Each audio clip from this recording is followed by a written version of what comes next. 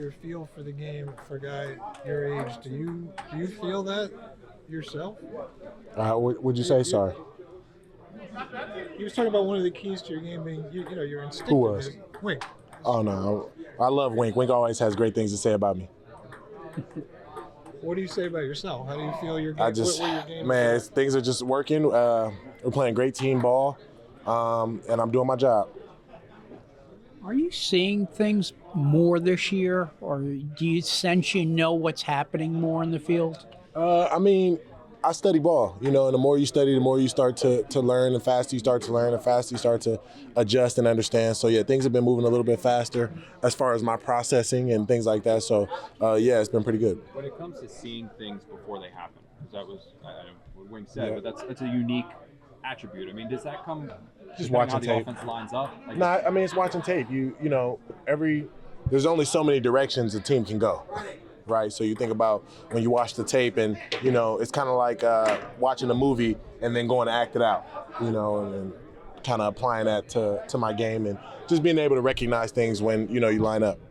How does having a guy like Dexter next to you affect what you can do? Dexter's an all-pro. He's a legend. He's, one of the best interior D linemen to ever play the game. So he makes everything easier. You're just watching from above. You had you seen a very active game Monday night. Do you feel that yourself as it's going on, that you're in a flow that's beyond just a normal game? I mean, it hurt. When your body hurts after a game, you had an impact. So, yeah, it felt good, and I was happy to help the team get a win. There's an old football saying that when it comes to defensive backs, they have the nose for the ball, and it just happens to find them. Do you feel that for the defensive line, you kind of have a nose for the quarterback? Because it seems like, the sack numbers are piling up at a pretty... Yeah, I would say, when you play, you try to be as active as possible. As, that was kind of my mission last game was just, coming off a bye week, just play fast, play physical, and let everything else just happen. And that's what I did. You had made a point in training camp that you were working on your conditioning, and you knew that when November and December rolled around last year, you talked about how maybe your body wasn't ready for what you needed to do.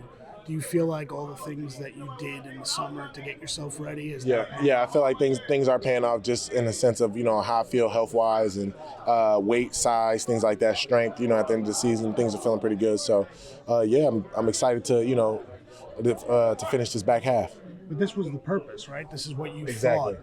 Exactly. This is what I thought it was going to be. I knew we were going to be in a fight late in the season, so we're here and we just got to keep climbing. What do you see from the Saints, Kamara and...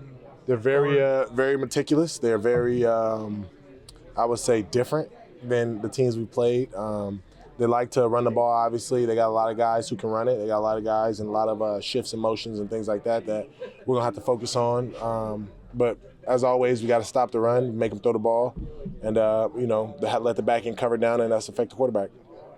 So it's like night and day, Packers and what they do and what the Packers do? No, actually, I wouldn't say it's night and day. It's kind of similar, and them trying to hit the perimeter and them trying to do things like that and get the run game going. So I wouldn't say it's too different. I would just say they have a run first, run second mentality rather than, Green Bay only had a run first, throw second kind of mentality. A lot of people found your tweet yesterday interesting about, what should or should not motivate a person. Yeah. What inspired you to post Yeah, that? I think when you talk about motivation, most things that people write on social media aren't really motivation. Most of these stories and things like that aren't motivation. They're just stories to create.